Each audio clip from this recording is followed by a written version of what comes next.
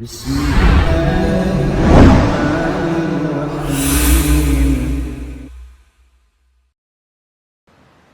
alhamdulillah, wassalatu wassalamu ala asrafil anbiya wal mursalin wa ala alihi wa sahbihi wa man tabi'ahum bi ihsanin ila yaumiddin, amma ba'd. Khani fillah rahimani rahimakumullah. Kita lanjutkan kembali pembacaan kitab dari Syarah Kasyfus Syubuhat yang dijelaskan oleh Syekh Muhammad Ibn Shalih Al-Utsaimin rahimahullahu ta'ala.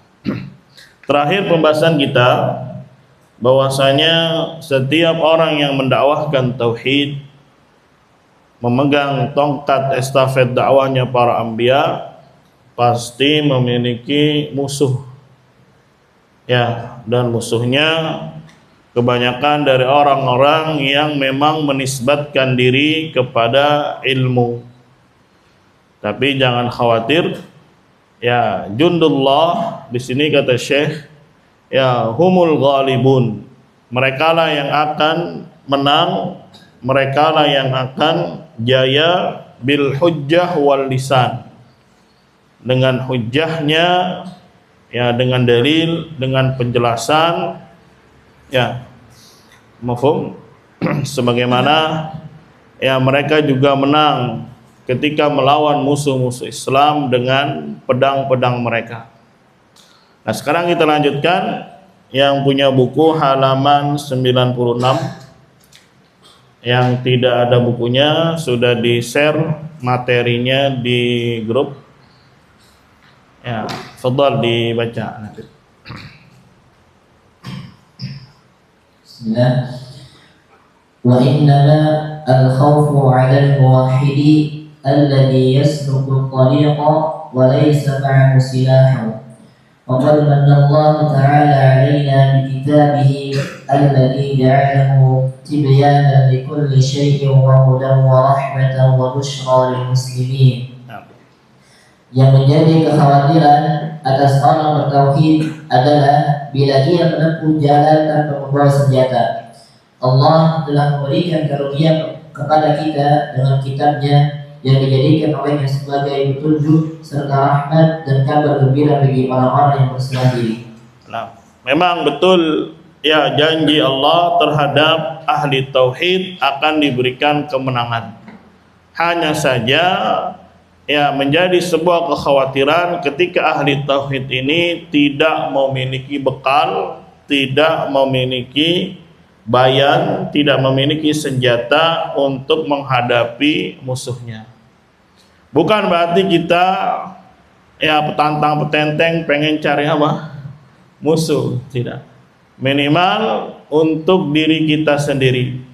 Kita mengerti bagaimana konsep tauhid, bagaimana konsep iman, bagaimana orang-orang yang menyimpang di dalamnya, ya, kemudian meluas untuk sanak familinya, keluarganya, ya, yang terdekat dahulu. Maka ini sudah diwanti oleh Syekh Muhammad yang dikhawatirkan, ya, terhadap ahli tauhid ternyata dia tidak memiliki apa? Bekal, tidak memiliki silah. Sedangkan musuh di hadapannya banyak, musuh di hadapannya senjatanya apa? Hebat-hebat.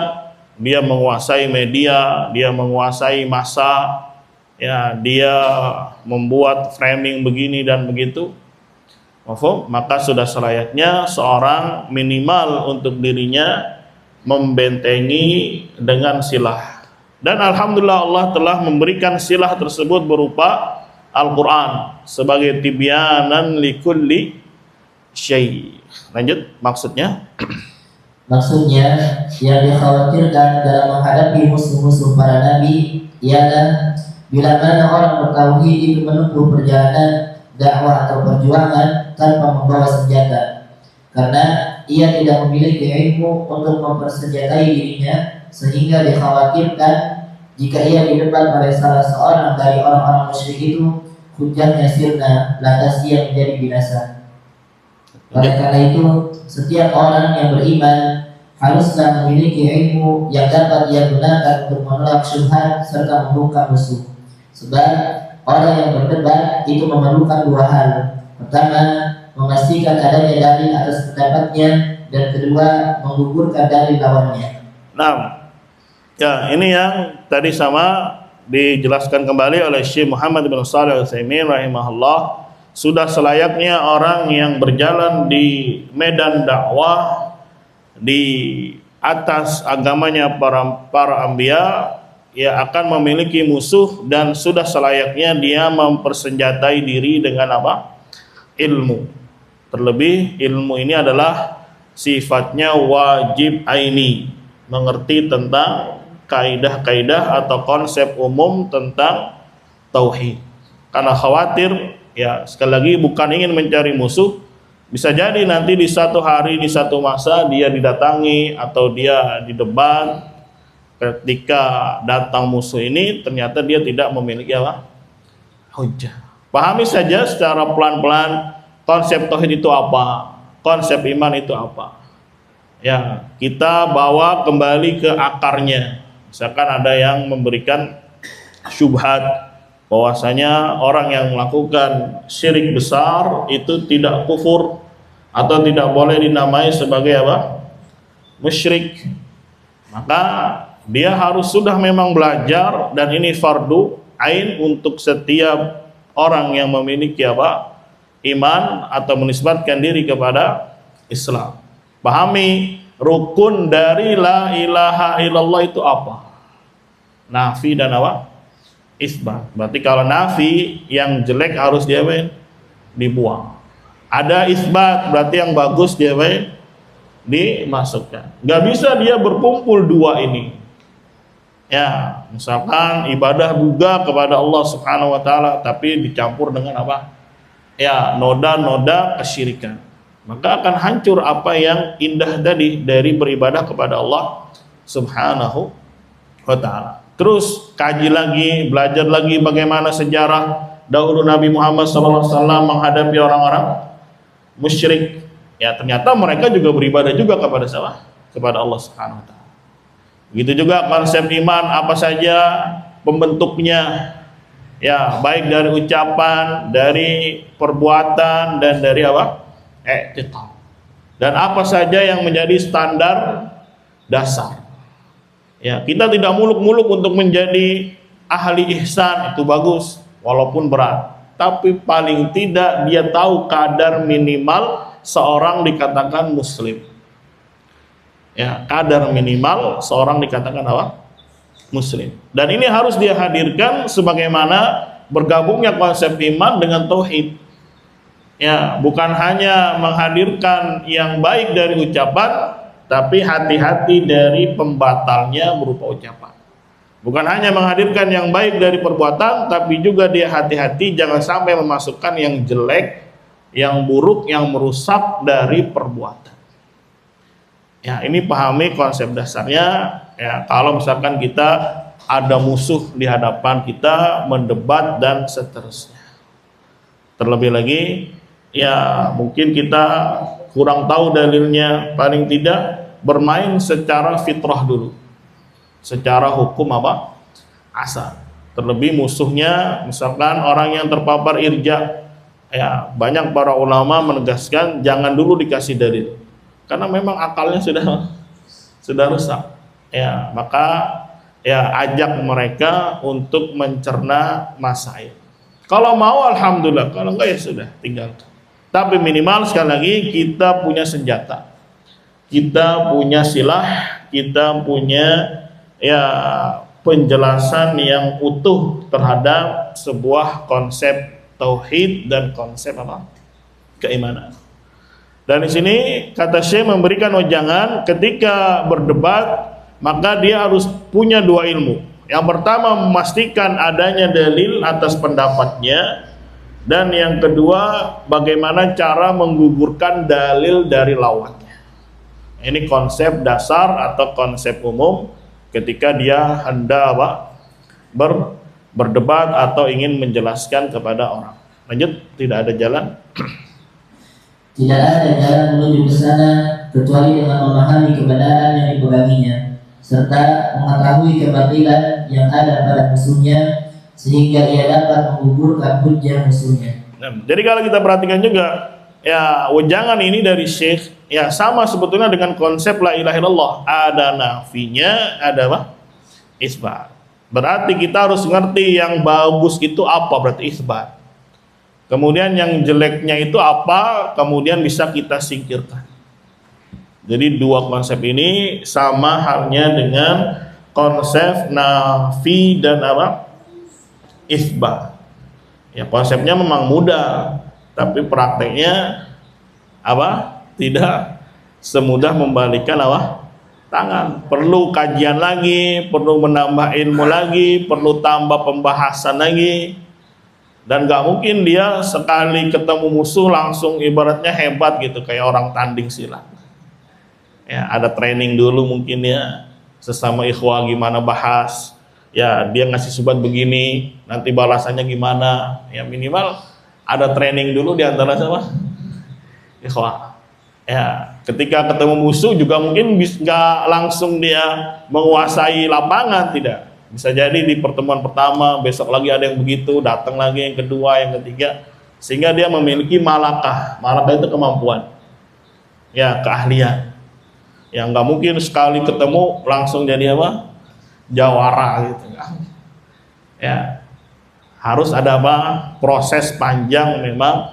Tapi sekali lagi tambah lagi bekalnya, tambah lagi. Ya karena di dalam bayan tadi akan ada tambahan maklumat. Akan menancap ya di dalam dada dia masail secara utuh. Ya, jangan diam saja, mafhum. Ya walaupun sekali lagi tergantung kondisi. Tapi sekali lagi menjadi fardu ain minimal buat kita ngerti konsepnya. Lanjut. Allah Subhanahu wa taala. Allah telah menganugerahkan kepada kita kitabnya yang mulia, kitab yang tidak datang kepadanya yaitu Al-Quran kebatilan, baik dari depan maupun belakangnya, yang diturunkan dari Rabb yang maha bijaksana lagi maha terpuji. Allah menjadikannya sebagai penjelas bagi segala sesuatu yang dibutuhkan oleh manusia dalam urusan kehidupan dan akhirat mereka. Nah, jadi senjata kita adalah Al-Quran. Senjata kita adalah kalamullah, ya, dan masuk di dalamnya adalah sunnah Nabi Muhammad sallallahu alaihi wasallam. Dan masuk juga di dalamnya adalah ijma'nya kaum muslimin dari generasi salaful ummah. Karena itu satu kesatuan gak bisa lepas. Yang namanya ijma', walaupun kita nggak tahu dalilnya dari Al-Quran dan hadis, ya pasti diambilnya dari Al-Quran dan hadis. Gak mungkin ijma' ini berdiri sendiri tanpa ada dalilnya dari Al-Quran dan tanpa ada dalil dari hadis, gak mungkin. Ya, yang namanya ijma sudah pasti diambil intisarinya, pelajarannya dari mana? Dari Al-Quran. Ya, misalkan ijma salaf A, misalkan. Terus kita cari dalilnya kok nggak ketemu, misalkan. Dalil dari Al-Qurannya mana? Dalil dari bukan yang salah berarti Al-Qurannya, tapi yang salah adalah ya pengetahuan kita tentangnya. Hanya saja sudah diberikan kaidah oleh para ulama yang namanya ijma kaum muslimin pasti sumbernya dari mana? Al-Quran dan hadis. Ya, karena sudah ya janji doman itu jaminan dari Allah Subhanahu wa taala bahwasanya umat ini tidak akan bersatu di atas kebatilan. Ketika mereka bersatu di atas al-haq, ya berarti memang ada sumbernya dan Allah Subhanahu wa taala telah ridhoi hal tersebut. Ya, jadi jangan sok-sokan cari mana-mana, padahal ijma sudah mana? Sudah tegak. Yang ada salahkan pengetahuan dia.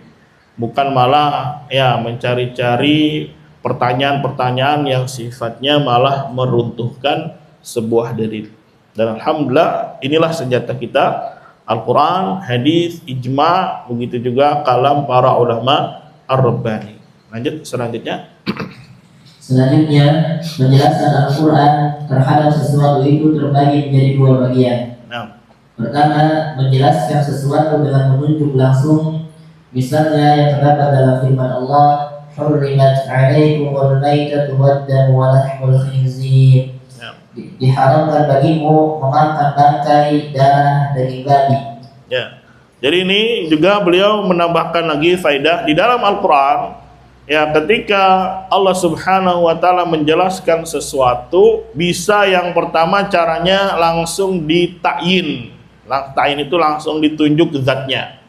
Ya, misalkan ini contohnya babi nggak boleh, darah haram, bangkai.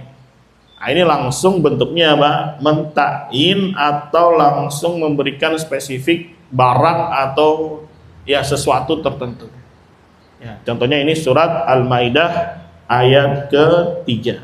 Allah haramkan atas kalian bangkai, darah dan juga apa? Daging babi. Begitu juga di dalam surat, walaupun panjang kita ringkas saja, surat An-Nisa ayat 23 dan 24. Di situ Allah Subhanahu wa taala haramkan untuk yang dinikahi, ibu-ibu kalian nggak boleh, anak perempuan kalian dan seterusnya. Ini berarti Allah Subhanahu wa taala menjelaskan secara spesifik. Ini yang pertama. Langsung saja yang kedua. Yang kedua, menjelaskan dengan isyarat mengenai tempat penjelasan. Contohnya firman Allah, wa anzalallahu 'alaikal kitaba wal hikmata. Allah telah menurunkan kitab dan hikmah kepada. Nah, yang kedua caranya hanya memberikan isyarat. Ini sebagai ujian, fitnah untuk manusia. Jadi cuma diberikan isyarat. Jawabannya di mana? Di dalam Al-Qur'an. Jawabannya di mana? Dalam hikmah, yaitu hadis Nabi Muhammad sallallahu alaihi wasallam. Supaya dia mau mencari, nanti ketahuan siapa yang mencari yang mutasyabih atau yang mau merinci masail. Ini pun ya satu solusi, tapi satu sisi ada ujian dari Allah Subhanahu wa taala. Kalau yang nomor 1 jelas, yang diharamkan A, B, C dan D. Tapi yang nomor 2 caranya apa? Cukup Allah berikan isyarat saja.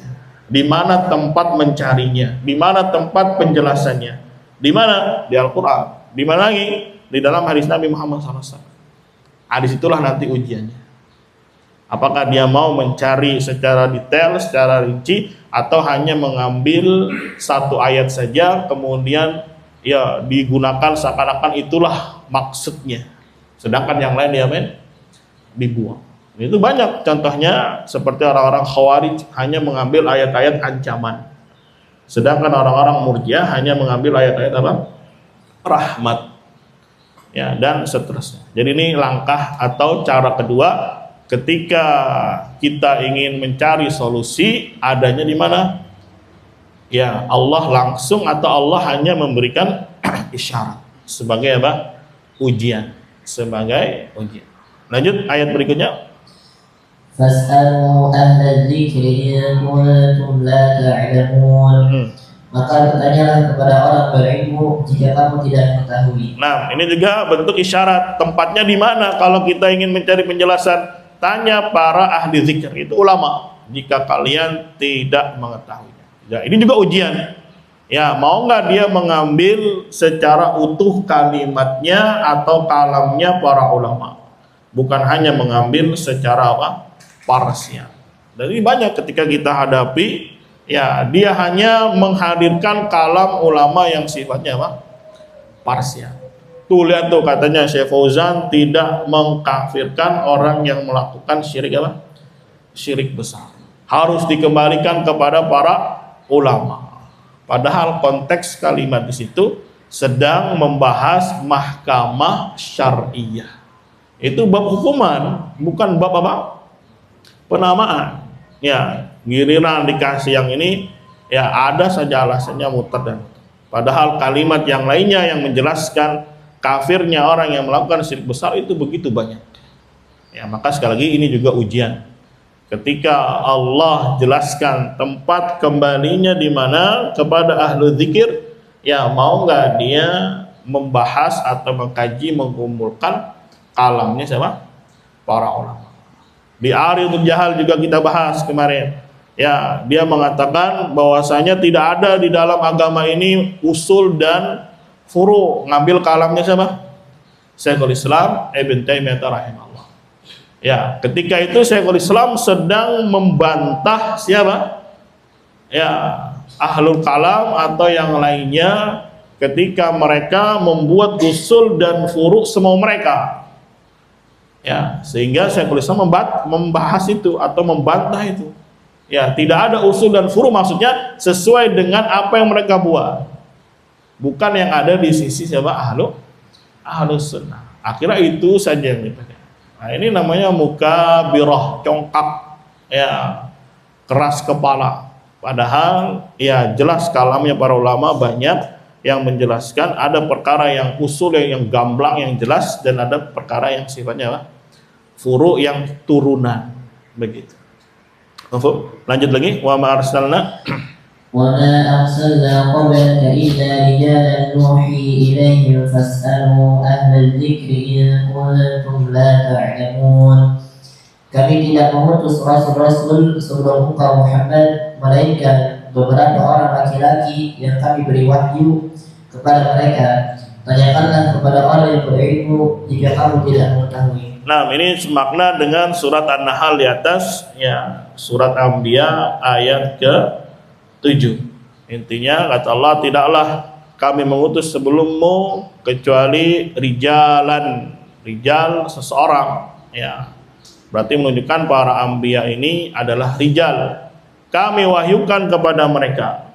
Kemudian bertanyalah kalian kepada ahli zikir jikalau kalian tidak mengetahuinya. Lanjut. Ini menjelaskan bahwa dalam segala hal kita harus kembali kepada ahlinya. Mereka adalah ahli zikir, ulama atau orang yang berilmu. Oleh karenanya dikisahkan bahwa seorang ulama. Lalu sebelum masuk ke kisahnya, ya ini jadi kaidah yang harus digarisbawahi, bahwasanya ya dalam segala hal kita harus kembali kepada ahlinya. Bahkan ini termasuk adab menuntut ilmu.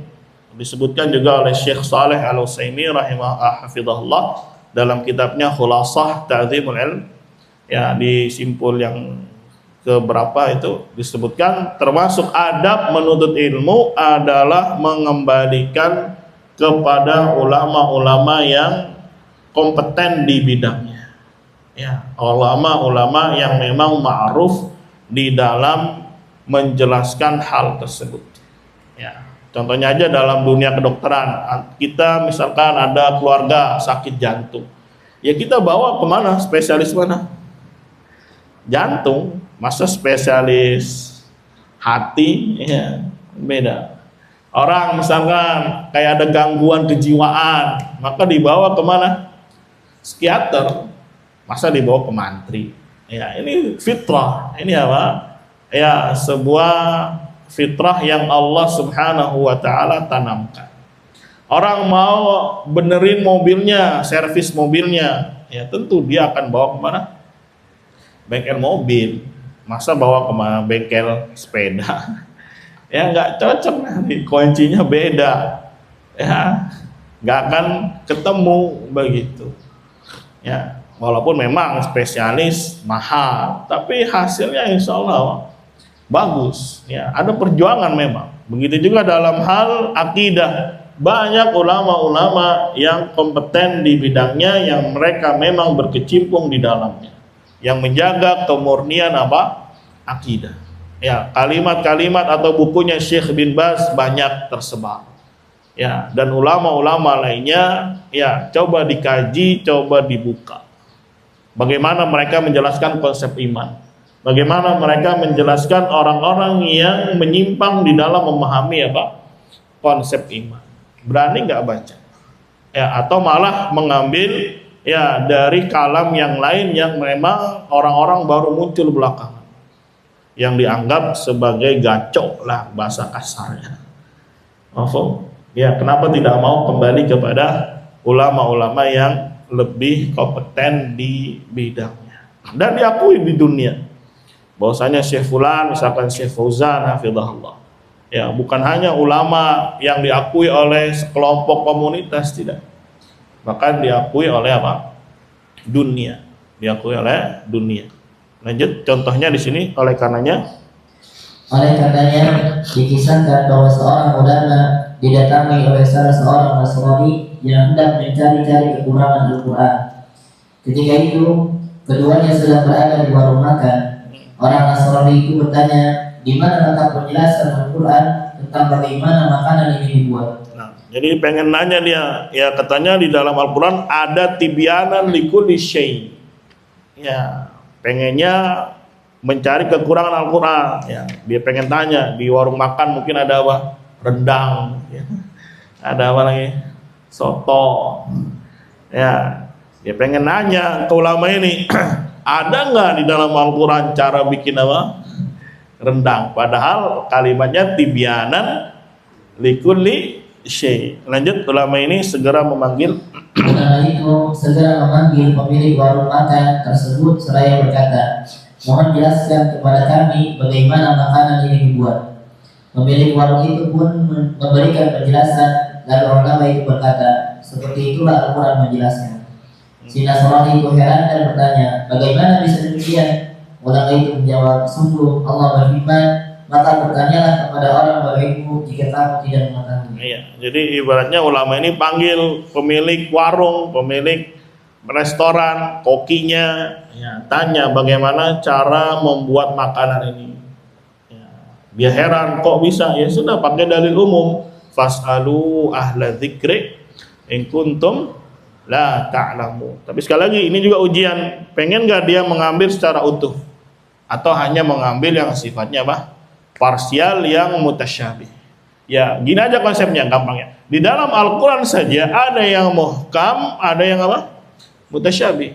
Bukan berarti Allah Subhanahu wa taala ya ada kekurangan di dalamnya, tidak. Ya, ta'ala Allah amma yasifun. Ya, maha suci Allah dari segala macam ya aib dan kekurangan. Tapi Allah memiliki kehendak, memiliki hikmah yang tidak kita ketahui.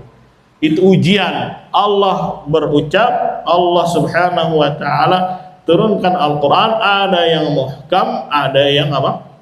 Mutasyabih. Nanti akan ketahuan siapa yang di dalam hatinya fihi zaig, ada penyakit, ada penyimpangan. Maka terlebih lagi kalamnya bashar, kalamnya manusia. Ya, min babil aula pasti akan ada yang apa? Mutasyabih. Pasti akan ada kalam yang mungkin sifatnya global. Kayak semalam juga kita bahas doa atau minta doa kepada mayit. Dia berdalil dengan ucapan Syekhul Islam itu bid'ah. Mahfum? Ya, padahal kalam yang lain menunjukkan banyak sekali yang muhkam, beliau menghukumi itu syirik besar. Makanya kemarin kata Syekh Fauzan itu bid'ah tapi bid'ah syirkiyah. Ya, bid'ah yang menjerumuskan orang ke dalam kekufuran. Karena bid'ah nggak hanya satu model, tapi memiliki banyak model. Jadi semuanya ya Allah kembalikan secara global di dalam Al-Quran, di dalam hadis, di dalam ucapannya para ulama. Hanya saja satu sisi menjadi ujian buat kita, mau nggak mengambil secara apa? Utuh, secara terperinci. Lanjut, Al-Quran menjelaskan. Al-Quran menjelaskan kepada kita kunci ilmu mengetahui segala sesuatu itu dengan bertanya kepada ahlinya, yaitu ulama di bidangnya. Sudah tentu ini merupakan bagian dari penjelasan Al-Quran, merujuk kepada orang yang memiliki ilmu adalah kunci mendapatkan ilmu. Ya, ini bisa digarisbawahi, merujuk kepada orang yang memiliki ilmu adalah kunci mendapatkan apa? Ilmu. Tapi sekali lagi sekarang ujiannya mau nggak dia mengambil secara utuh, tidak hanya comot ya parsialnya saja. Lanjut. فلا يأتي صاحب باطل بحجة إلا وفي القرآن ما ينقضها ويبين بطلانها كما قال تعالى ولا يأتونك بمثل إلا جئناك بالحق وأحسن تفسيرا. بمثل atau bimasalin? ولا يأتونك بمثل إلا جئناك بالحق وأحسن تفسيرا. Nah, terjemahkan. Maka tidaklah seorang pemilik kebatilan itu datang dengan membawa hujjah, melainkan di dalam Al-Quran terdapat ayat yang menggugurkannya dan menjelaskan kebatilannya. Sebagaimana firman Allah, mereka orang-orang kafir itu tidak datang kepadamu membawa suatu hujjah, melainkan kami datangkan kepadamu yang benar dan penjelasan yang paling baik. Nah, barakallahu fiik. Ya, di sini saya juga memberikan gambaran ketika ahlul batil ini membawa hujjah, ya pasti di dalamnya akan ada bantahan untuk dia sendiri. Tidaklah ahli batil membawa hujjah kecuali di dalam hujjah yang dia bawa itu akan ada obatnya, akan ada pembatalnya, akan ada bantahannya. Contohnya orang-orang Murji'ah berdalil dengan illal ladzina amanu wa amilus shalihat. Dia bilang, lihat, kecuali orang-orang yang beriman dan beramal saleh. Kata dia, iman dipisah dengan apa? Amal saleh. Jadi ya, iman sendiri, amal sendiri, karena ada kalimat waw. Waw itu artinya dan. Kemudian dia datangkan syubhat. Ini semisal kalimat Ja'a Zaidun wa Amrun. Telah datang Zaid dan siapa? Amr. Kira-kira Zaid sama Amr sama atau beda? Beda. Dikiaskan dengan itu. Maka pada dalil yang dia bawa ada bantahan juga terhadap dia. Dari sisi mana? Ya, kita kembalikan saja ke ilmu nahwu. Waw itu tidak satu makna. Huruf waw tidak satu arti. Dia multi arti. Tergantung konteks awal kalimatnya. Ya, ayat ini harus juga diikat dengan ayat-ayat yang lainnya yang menjelaskan bahwasanya amal juga masuk dari kategori apa? Iman, menjadi pembentuknya. Maka dikatakan wow di situ ya bukan untuk mughayarah. Mughayarah itu perbedaan. Tapi dalam rangka mengikutkan yang khas, yang khusus terhadap yang lebih global, yaitu iman. Iman ini lebih global. Di dalamnya ada amal, hanya saja amal dikeluarkan karena dia memiliki keutamaan yang berbeda. Ya, jadi pada dalil yang mereka bawa, pada hakikatnya akan ada apa? Bantahan.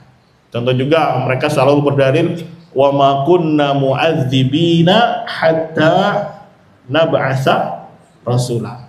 Kata dia. Dalil ini dipakai, kata dia, tidak boleh kita menamakan, menyematkan nama musyrik untuk orang yang melakukan apa? Syirik besar. Gimana jawabannya? Ya, ada jawabannya di dalamnya. Lihat kalimatnya apa? Mu'adzibin, bukan musammin, bukan menamakan. Tapi ayatnya untuk memberikan apa? Azab, bukan untuk memberikan penamaan. Ya, serius ya. Ya, selalu itu aja ayatnya yang yang dia pakai. Wa ma kunna mu'adzibina hatta nab'atsa rasula. Kita tidak boleh menamakan sampai kita datangi dia.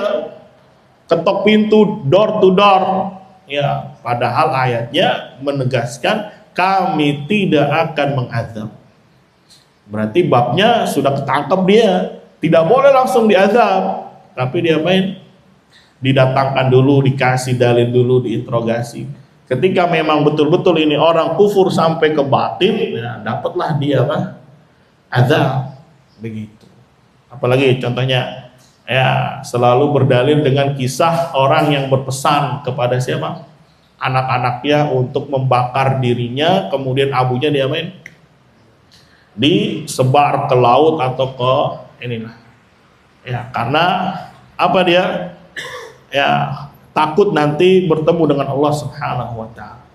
Ada keraguan di dalam hatinya tentang kudrahnya Allah di dalam menciptakan kembali manusia setelah kematian. Ya, katanya di dalam hadis tersebut Allah memberikan uzur. Sekarang kita tanya, Allah memberikan dia uzur di mana? Di dunia atau di akhirat? Pembahasannya itu. Di akhirat, bukan di dunia. Ya, urusan akhirat kita serahkan kepada Allah Subhanahu wa taala, dapat uzur atau tidak. Ya, apakah hadis tersebut menjelaskan uzur dia di dunia? Tidak. Karena ya itu nanti konteksnya sudah disidang oleh Allah Subhanahu wa taala. Ternyata dia mendapatkan apa? Uzur. Terlebih ada nilai ibadah yang ada pada diri dia, yaitu khauf. Rasa takut dia yang hebat kepada Allah Subhanahu wa taala. Sedangkan masalah dia ragu terhadap kudrahnya Allah, itu masalah asma wa sifat yang terkadang ada khofinya di sana, kesamaran. Sehingga bisa jadi dia mendapatkan apa? Dispensasi. Jadi apa yang dia bawa dari dalil, ya untuk memberikan menghancurkan nilai-nilai tauhid, hakikatnya ada apa di dalamnya? Bantahan untuk dia sendiri. Ya, atau berdalil lagi dengan apa? Itu kisah orang yang kehilangan unta. Ya, kemudian mengucapkan apa? Kalimat kufur. Kata dia tuh didispensasi dia, tidak dianggap apa? Kufur. Ada nggak balasan atau bantahan di dalam hadis itu sendiri? Ada. Sekarang dia mengucapkan kalimat kufur itu dalam keadaan sadar atau sedang tertutup akalnya. Sedang tertutup akalnya. Karena apa? Saking apa ya? Bahagianya. Ya namanya orang tertutup akalnya, ya maka dia tidak dihukum atas hal tersebut. Ya, dan banyak lagi dari dalil yang mereka bawakan pada hakikatnya ada bantahan ya untuk mereka sendiri. Walaupun para ulama mengatakan sebetulnya yang mereka bawa itu bukan dalil. Ya walaupun dari Al-Quran maupun dari hadis, yang dia bawa itu syubhat. Yang dia bawa adalah apa? Syubhat. Karena dalil pasti akan menenangkan. Dalil itu pasti akan menyembuhkan. Ini dia bawa dalil tapi malah apa? Meruntuhkan tauhid, meruntuhkan iman. Ya, membuat orang ragu. Nah, itu syubhat. Ya, seharusnya dalil hujjah adalah menyembuhkan, menenangkan hati. Oh, dia bawa syubhat, kita yang digalau. Ya, bawa dalil tapi kita jadi galau, akhirnya jadi ragu. Ya, alhamdulillah Allah berikan solusi, fas'alu ahla dzikri in kuntum la ta'lamun. Ya, alhamdulillah sekarang banyak diakses mudah. Ya, para masyaikh nulis kitab di belakangnya kasih nomor telepon misalkan. Ya, bisa dia konsultasi, bertanya dan seterusnya. Lanjut. Seorang ahlul batil itu tidak akan datang membawa hujah atas kebatilannya kecuali dalam Al-Quran terdapat ayat yang menjelaskan perihal hujah kebatilan tersebut. Nah, lanjut. Bahkan setiap orang yang memiliki paham batil pun berdalil mengenai kebatilannya dengan dalil yang sahih dari Al-Quran dan As-Sunnah. Dalil ini justru akan menjadi dalil yang menjatuhkannya. Lihat, dalil yang mereka bawa hakikatnya yang akan menjatuhkan dia sendiri. Senjata makan apa? Tuan. Ya, hanya saja memang perlu pendalaman materi gitu. Perlu mengetahui ya hujahnya yang hak seperti apa, kemudian membatalkannya seperti apa, bagaimana caranya. Ya, ini memang perlu banyak kajian, perlu banyak baca. Lanjut sebagaimana disebutkan oleh Syekhul Islam dalam muqaddimah kitab beliau Darut Ta'arud bin Naql wal 'Aql. Beliau menjelaskan bahwa penganut bid'ah dan kebatilan itu tidak akan berhujjah atas kebatilannya dengan nas dari Al-Quran atau As-Sunnah As-Sahihah, melainkan dalil tersebut justru menjadi dalil yang akan menjatuhkannya, bukan yang memenangkannya. Nah, ini bisa dikasih stabilo, bisa dikasih garis bawah. Ya, hujjah yang mereka bawa walaupun sahih dari Al-Quran, dari hadis, pada hakikatnya itu bukan hujjah tapi syubhat, dan di dalam dalil itu sendiri akan ada bantahan untuk mereka. Akan ada apa? Bantahan untuk mereka. Nanti di Aridul Jahal bab terakhir itu membantah syubhat. Ya, membantah apa? Syubhat. Ya, banyak juga syubhat yang mereka bawa dengan hadis Zatu Anwar. Ya, katanya di situ mereka para sahabat diberikan uzur, diberikan apa? Dispensasi. Maka kita lihat kisahnya. Sekarang sahabat melakukan atau tidak?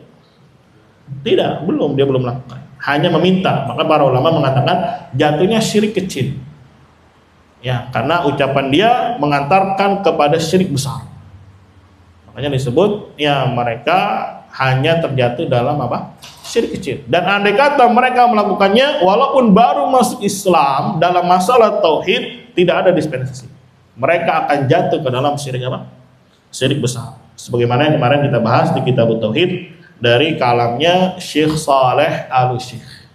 Hanya saja terkadang mereka ada aja bantahannya. Syekh Saleh Al-Syekh itu siapa? Waduh.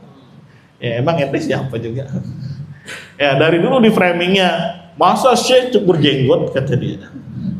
Ya masa Syekh ya jadi menteri agama, ada aja framingnya. Ya giliran dia punya Syekh jadi menteri biasa aja. Ya giliran dia punya Syekh begini dan begini biasa aja. Ya karena satu komunitas gacoknya gitu. Tapi kalau di luar gacoknya ada saja banyak ya problemnya gitu. Ya, jadi memang membuat manusia ridho itu paling apa? paling susah. Ya, nggak bisa digapai. Ya, dia ridho belum tentu yang lain pusing. Ya sudah, kita hanya mencari ridhonya Allah Subhanahu wa ta'ala.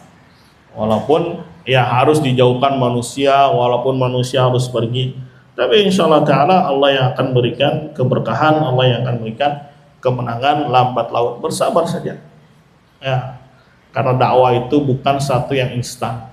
Bisa jadi dakwah berkembang ketika kita malah sudah meninggal, ketika kita sudah ya pergi dari dunia. Sebagaimana dakwahnya Syekhul Islam, ya beliau menulis buku itu di penjara, tulis sebarin, tulis sebarin. Ya, apakah langsung diberikan kemenangan gitu-gitu? Tidak. Ya, justru kitab-kitabnya inilah yang menjadi inspirasi, kitab-kitab inilah yang membuka wawasan orang-orang setelahnya tentang konsep Islam itu seperti apa. Ya, walaupun memang nggak mungkin kita menyatukan manusia, susah memang. Problemnya, PR-nya terlalu banyak memang. Ya, kecuali nanti turun Imam Mahdi. Dari turun apa? Imam Mahdi. Semuanya satu panji. Ya, kalau sekarang antum saya mau jadi pendekar, ingin menyatukan, ya siapa lu gitu ya. Ya, nggak akan ridho manusia, nggak akan ridho manusia. Kecuali nanti kalau sudah turun Nabi Isa dan sama Imam Mahdi, semuanya satu panji. Tapi ketika mereka sudah wafat, ya banyak kembali yang murtad, yang kufur. Dan itulah manusia yang disebut syirarul khalq, sejelek-jelek hamba, sejelek-jelek makhluk yang mereka merasakan ya huru hara yaumul qiyamah. Adapun orang-orang yang beriman akan datang angin yang slow, yang lembut ketika mengenai mereka, mereka akan apa? Wafat. Dan mereka tidak akan mengalami yang namanya huru hara, kengerian yaumul qiyamah.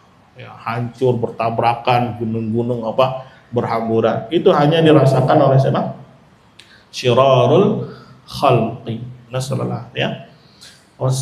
Ya, sekarang tugas kita sampaikan saja, dakwah saja. Ya, jangan terlalu tinggi muluk-muluk. Saya ingin menyatukan semua dai, masya Allah. Nggak akan bisa. Yang ada nanti malah terbawa. Yang ada malah nanti apa? Terbawa. Pengennya ingin merubah orang, malah kita yang jadi apa? Berubah. Kenapa? Mencari ridhonya dia. Kesini cari ridhonya dia. Kesana cari ridhonya dia. Ya, makanya ada istilah di sana senang, di sini ya senang. Pramuka. Ya. Tepok pramuka. Di sana senang, di sini senang. Di mana-mana hatiku senang. Ya. Terhalang-halang jadi nyanyi dia. Ya, karena ingin cari ridhonya manusia. Kesini, ya ayo, dia biar senang sama kita. Kesini biar senang. Padahal dalam ya konsep akidah yang berbeda, dalam visi yang berbeda, dalam konsep dakwah yang berbeda dan seterusnya. Tapi dengan apa? Ya slogan yang indah, kata dia ingin menyatukan apa? Umat. Dan ini sudah dialami oleh orang-orang HTI misalkan, atau yang lainnya, pergerakan-pergerakan tujuannya ingin menjatuhkan manusia di atas daulah khilafiyah Islamiyah. Bahasanya indah, tapi semua orang bisa masuk tanpa memfilter akidahnya. Nggak apa-apa dia kuburiun, yang penting kita banyakin dulu manusia. Nggak apa-apa dia jihadi misalnya, yang penting kita kumpulkan dulu manusia. Akan bersatu di atas apa dia? Ya, nggak bedanya dengan partai-partai politik yang ada, menghasung tokohnya supaya naik jabatan. Kalau udah naik jabatan yang ada malah ribut. Kenapa saya nggak dibagi? Kenapa saya nggak dibagi? Sebagaimana kisahnya di mana? Di Sudan. Ya, dua panglima ya bersatu bagus, ingin kudeta. Kudeta berhasil, siapa coba yang naik? Ada dua orang ini. Ribut. Yang naik satu, yang satunya nggak senang. Apa yang ya ribut lah. Dan ini sudah terjadi, sejarah terulang. Sebagaimana Abraha dengan temannya, siapa namanya itu, disebutkan di dalam Al-Bidayah wa Nihayah, dikirim dari Habasyah ke Yaman dua panglima besar. Ya, melawan orang-orang ya Yahud. Karena Habasyah kan Nasara. Menanglah. Ya, tapi sekarang siapa yang mau jadi gubernur Yaman? Ya, perang lagi dia dua panglima ini. Yang menang siapa? Abraha. Ya, karena dia ingin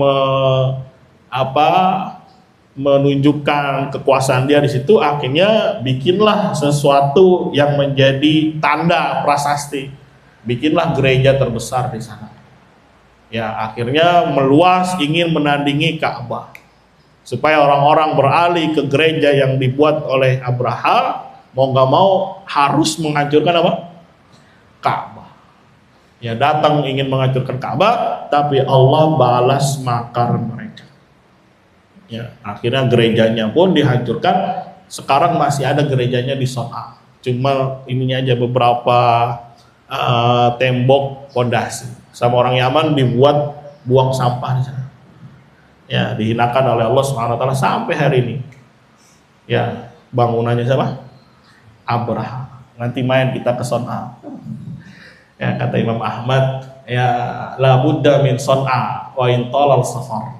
Ya, wajib kita pergi ke mana? Ke Son'a, walaupun perjalanannya apa? Jauh. Walaupun perjalanannya apa? Jauh. Dah, mana tadi? Lanjut, Bib. Qala ba'dul mufassirin, Dikit lagi. hadhihi al-ayatu 'ammatu fi kulli hujjatin ya'ti biha ahlul batil ila yaumil qiyamah. Wa ana adhkuru laka asya'a mimma dzakara Allah fi kitabih jawaban li kalami ihtajja bihi al-musyrikuna fi zamanina 'alaina. Nah, lanjut. Sebagian mufassir mengatakan bahwa ayat ini bersifat umum mengenai setiap hujjah yang dibawa oleh ahlul batil hingga hari kiamat. Saya sebutkan kepadamu beberapa hal di antara yang telah disebutkan oleh Allah dalam kitabnya sebagai jawaban atas perkataan yang digunakan sebagai hujjah oleh orang-orang musyrik terhadap kita di zaman sekarang ini. Nah, jadi hujah yang dibawa oleh orang-orang musyrik, oleh orang-orang ahlul batil, ya di dalamnya ada bantahan sendiri, itu akan berlaku sampai yaumul qiyamah. Nah, barulah kita akan masuk dari isi syubhat. Ya, kalau kemarin kan mukadimah terus tuh, udah hampir setahun lebih ya, 2 tahun ada, belum masuk syubhatnya. Ya, nggak apa-apa, yang penting belajar ada barokahnya insyaallah di dalamnya. Lanjut, pengarang Mengatakan dengan berdalil bahwa seorang yang bertauhid itu hujahnya lebih kuat dan lebih jelas dibanding hujah orang yang tidak bertauhid. Betapapun hebatnya kefasihan dan penjelasannya hal ini sebagaimana firman Allah. Mereka, yaitu orang-orang kafir, tidak datang kepadamu membawa suatu hujah, melainkan kami datangkan kepadamu yang benar dan penjelasan yang paling baik. Nah, ini juga harus tertanam dalam hati kita bahwasanya ahli tauhid itu hujahnya jelas. Ya, dan ini bisa dirasakan ketika dia memang membaca, mengkaji. Ya, dia tahu syubhatnya musuh, kemudian dijelaskan oleh para ulama, ternyata apa yang mereka jelaskan itu gamblang dan jelas. Sedangkan yang mereka bawa isinya abu-abu, isinya samar, isinya malah syubhat, isinya malah keraguan-raguan. Tapi apa yang dijelaskan oleh para ulama, ya itu sangat jelas, gamblang. Bagaimana konsep iman, bagaimana konsep tauhid, semuanya jelas, tanpa ada yang ditutupi. Ya, mungkin selama ini kita nggak tahu iman itu ternyata bertingkat. Ada yang asal iman, ada yang iman yang wajib, ada iman yang apa? Mustahab. Ternyata masing-masing dari 3 ini ada karakternya. Karakter asal iman itu apa? Ya, harus dia hadirkan sehingga dia layak dikatakan seorang muslim. Kalau mau meningkat gimana? Ya, apanya? Teknisnya. Kalau dia mau meningkat lagi bagaimana prosedurnya? Semuanya jelas, semuanya gamblang. Ya. Inilah hujahnya ahli tauhid, hujahnya para ulama ar-rabbani. Langsung lanjut maksudnya Mereka itu tidak akan datang kepadamu dengan membawa suatu hujjah atau syubhat yang mereka gunakan untuk mencampur adukan antara kebenaran dengan kebatilan. Melainkan pasti kami datangkan kepadamu kebenaran dan uraian yang terbaik. Oleh karena itu dalam Al-Quran engkau dapatkan sekian banyak jawaban dari Allah atas pertanyaan kaum musyrikin maupun selain mereka untuk menjelaskan kebenaran kepada manusia dan agar kebenaran itu menjadi terang bagi setiap orang. Nah, lanjut. Namun di sini terdapat persoalan yang harus dipahami dengan cerdas, yaitu tidak seyogianya seseorang memberikan bantahan kepada orang lain kecuali setelah mengetahui hujah orang tersebut. Ya, jadi harus tahu dulu hujah mereka itu apa, lanjut. Sehingga ia sudah siap mematahkannya dan memberikan jawaban atasnya. Sebab jika tiba-tiba masuk tanpa mengenalnya, justru kekalahan akhir akan menimpanya. Kecuali jika Allah menghendaki lain.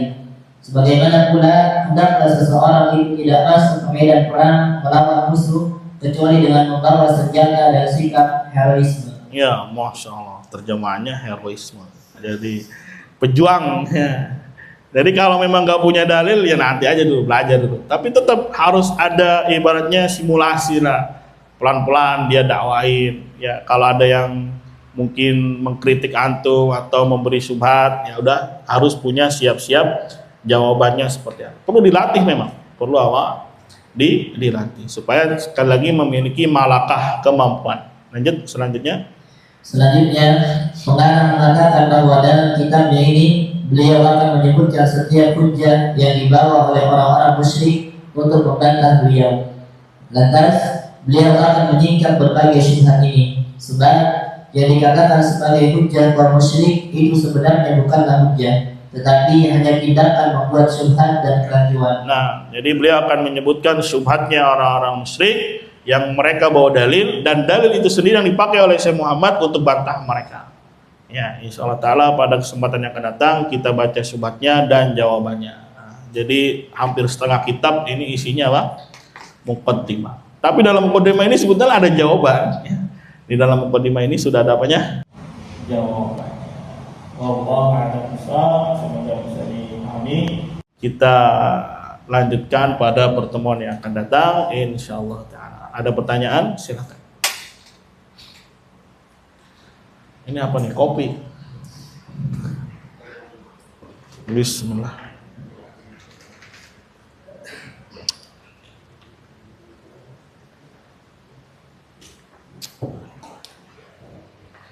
Dulur bobotoh, masya Allah. Dari mau Bandung ini. Cukup ya? Ayo nanya. Oh, mau nanya. Ya, mau nanya. Ya udah kalau gitu kita akhiri. Subhanakallahumma wa bihamdika asyhadu an la ilaha illa anta astaghfiruka wa atubu ilaik. Wassalamualaikum warahmatullahi wabarakatuh.